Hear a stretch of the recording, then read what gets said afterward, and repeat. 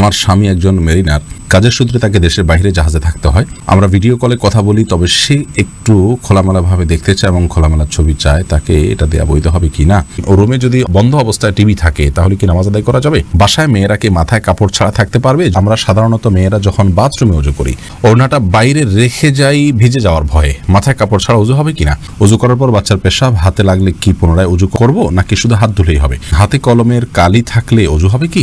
আজান চলাকালীন সময় নামাজ পড়া যাবে কি না? হাতে বড় নখ থাকলে কি উজু হবে? নামাজের সময় আম্মু কোনো কাজের আদেশ দিলে কি করব? পর্দা করে কি ফেসবুকে ছবি দেওয়া যাবে? উজু করে পরপুরুষের সামনে গেলে কি উজু ভেঙে যাবে? আতর ব্যতীত সেন্ট বা সুগন্ধি পোশাকে ব্যবহার করলে কি নামাজ আদায় হবে? মিজান এআইডি থেকে আপনি লিখেছেন ইউটিউব চ্যানেলে, উজু করার পর বাচ্চার পেশাব হাতে লাগলে কি পুনরায় উজু করব, নাকি শুধু হাত ধুলেই হবে? না, পুনরায় উজু করার দরকার নেই। বাচ্চা পেশাব যদি হাতে লেগেছে আপনার উজু অবস্থায়, তাহলে যে অংশে হাতে লেগেছে ওই অংশটা পানি দিয়ে ধুয়ে ফেললে চলবে। শারমিন সুলতানা আপনি লিখেছেন, উজু করে পরপুরুষের সামনে গেলে কি উজু ভেঙে যাবে? উত্তর না। মানা ইসলাম আপনি লিখেছেন, বিদেশে যাওয়ার জন্য বয়স বাড়ালে কি গুনাহ হবে? বিদেশে যাওয়ার জন্য যদি বয়স বাড়িয়ে লিখতে হয় যে এত বছর না হলে সেটি করা যাবে না, তাহলে সেক্ষেত্রে আপনি ওই বয়স বাড়িয়ে লিখেছেন, অবশ্যই সেটি গুনাহের কারণ হবে, কারণ মিথ্যা বলা সর্বাবস্থায় ইসলাম হারাম করেছে। কামরুজ্জামান কামরুল লিখেছেন, আতর ব্যতীত সেন্ট বা সুগন্ধি পোশাকে ব্যবহার করলে কি নামাজ আদায় হবে? আতর ছাড়া যদি সেন্ট বা সুগন্ধি স্প্রে আপনি ব্যবহার করেন, এটা ব্যবহার করে একটু বিলম্বে নামাজ পড়াটা উচিত। আমাদের অনেকে মনে করেন যে এটাতে যে অ্যালকোহলটা আছে সেটা নাপাক, অনেক ওলামা ইকরামটা মনে করেন, যার কারণে কিছু সময় পর নামাজ পড়লে সেটা বাষ্প হয়ে চলে যাবে, তারপর নামাজ হয়ে যাবে, কোনো অসুবিধা নেই। অবশ্য এক্ষেত্রে যে সমস্ত ওলামা ইকরাম বলেন যে না, এটা নাপাক নয়, এই অ্যালকোহল নাপাক নয়, এটা এক ধরনের কেমিক্যাল, তা সেই মতটা আমাদের কাছে অধিকতর যুক্তিসঙ্গত মনে হয়। এফএন নীলা আপনি লিখেছেন, প্রাপ্তবয়স্ক হওয়ার পর যদি জানতে পারি আকিকা হয়নি, সেক্ষেত্রে করণীয় কি? বয়স্ক হওয়ার পরও আকিকা দেয়া যায়, এটি বেশিরভাগ ইমামদের মত। অতএব আকিকার যদিও সুন্নাহসম্মত সময় হলো 7ম, 14তম বা 21তম দিন, সেদিনগুলো পার হয়ে গেলেও আমরা আকিকা দিলে আকিকা হয়ে যাবে। সোহানা সুলতান আপনি লিখেছেন, অজুর সময় ঘাড় মাসে করার বিধান কি? অজুর সময় ঘাড় মাসে করাটা বিশুদ্ধ কোনো হাদিস দ্বারা প্রমাণিত নয়। এক্ষেত্রে অনেকগুলো বর্ণনা আছে, এই বর্ণনাগুলোর বেশিরভাগই আপনার অগ্রহণযোগ্য, অনেকগুলো জাল, অনেকগুলো দাইফ। এক্ষেত্রে অনেক ওলামা ইকরাম এটাকে মুস্তাহাব বলে থাকেন, কিন্তু মুস্তাহাব বা সুন্নাহ, বিশেষ করে সুন্নাহ সাব্যস্ত হওয়ার মতো দলিল নেই। যে দলিলগুলো আছে সেগুলো যে সমস্ত ওলামা ইকরাম মুস্তাহাব মনে করে থাকেন, কারোর কাছে যে দলিলটা অধিকতর শক্তিশালী মনে হয় তিনি আমল করবেন, কিন্তু আমরা এটাকে শক্তিশালী মনে করি না। এই সম্পর্কে দলিলগুলোকে পর্যালোচনা করলে মনে হয় যে ঘাড় মাসের বিষয়টি মানে হাদিস দ্বারা সাব্যস্ত নয়। আফরিন চৌধুরী মিম আপনি লিখেছেন, হাতে কলমের কালি থাকলে অজু হবে কি? হবে, কারণ কলমের কালির কারণে হাতের আমাদের ত্বকের উপরে আলাদা কোনো স্তর পড়ে না। মাসুদ রানা আপনি লিখেছেন, আমি যদি রাস্তায় কোনো মূল্যবান জিনিস দেখেও রাস্তা থেকে না তুলি, তাহলে কি আমার দায়িত্ব অবহেলার গুনাহ হবে?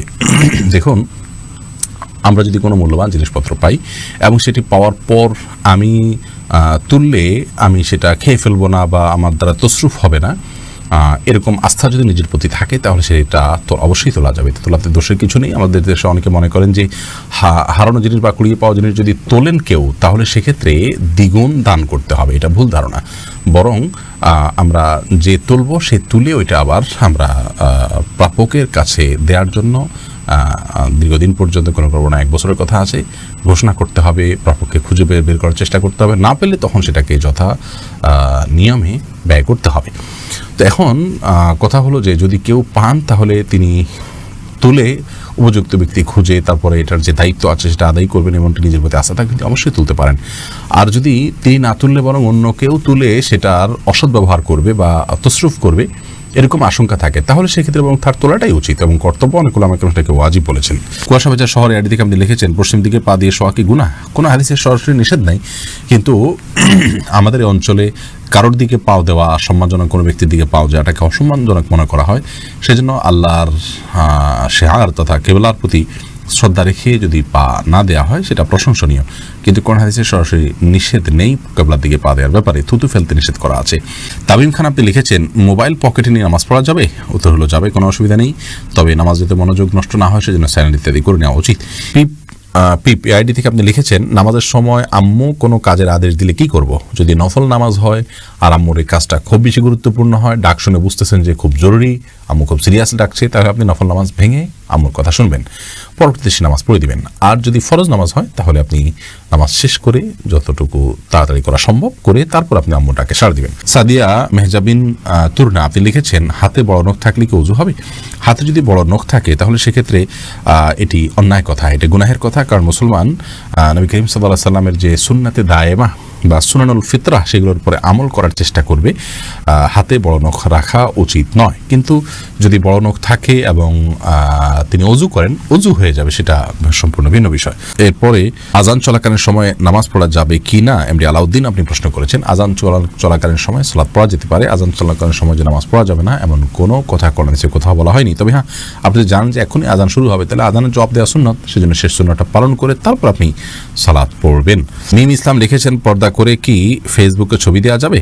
না, পর্দা করে ফেসবুকে ছবি দিবেন না। ফেসবুকে আপনার পর্দা করে ছবি দিলেও আপনার শরীরের কোনো না কোনো অংশ যদি প্রকাশ পায়, কপাল, হাত ইত্যাদি, এগুলো নিয়ে মানুষ বাজে চিন্তা করবে। হ্যাঁ, আপনার ফেসবুকে ছবি দেওয়া হয় আইডেন্টিফিকেশনের জন্য। এখনও পর্যন্ত ফেসবুক যেহেতু এটা বাধ্য করেনি সকলের জন্য, অতএব আপনি অন্য কোনো প্রোফাইল পিকচার ইউজ করবেন, বিশেষ করে অন্য কোনো পুরুষ আপনাকে নিয়ে যেন বাজে চিন্তা করতে না পারে, সেই প্রয়োজন আপনি এটা করা উচিত।